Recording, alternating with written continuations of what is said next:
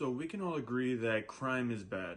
Okay. Okay. Okay. Okay. Okay. But in the 1960s, one prison in Arkansas took their punishment of prisoners to a whole new level. Prior to Winthrop Rockefeller being governor in 1966, the Arkansas prison system was essentially open season for the prison guards. Now, keep in mind that at this time, it was legal to actually whip prisoners, but they would be lucky if they only got away with just that. You see, the prison trustees, who were essentially prisoners that were able to gain some guard level privileges, would routinely torture other inmates on a regular basis, with some of the more extreme cases involving sticking needles underneath the victim's fingernails and assaulting them with pliers.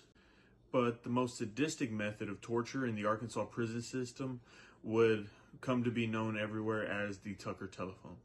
Originating from the Tucker State Prison Farm in the early 60s, which is now known as the Tucker Unit of the Arkansas Department of Corrections, this device was the idea of Dr. A.E. Rollins and Prison Superintendent Jim Burton.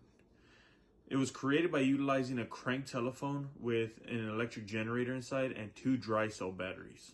The torture would begin when the unfortunate inmates that were selected would be taken to the prison hospital and strapped to the bed.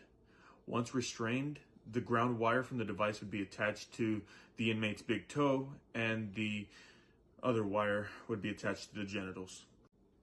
The crank would then be turned, administering an electric shock to the prisoner for an unspecified amount of time. This was essentially their version of the Green Mile for their genitals. The trustees would sometimes send a series of shocks to the inmate until they were on the verge of passing out. These were often referred to as long distance calls. It's a good thing unlimited plans weren't a thing back then. As you would imagine, many of the telephone's victims would ultimately suffer permanent organ damage as well as severe PTSD. The Tucker telephone would stop being used in the Arkansas prison system in 1968. At this time, the superintendent would be found guilty of violating the Civil Rights Act of 1871 for the torture of his prisoners.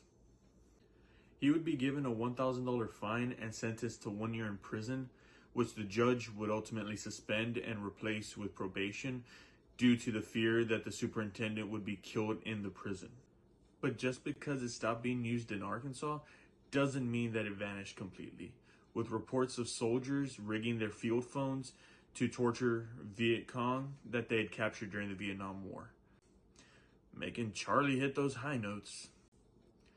It was also said to be used in Chicago's violent crime unit on suspects in the 1980s. So, moral of the story, if you find yourself arrested in Arkansas, you may want to wait a little bit to ask for your one phone call.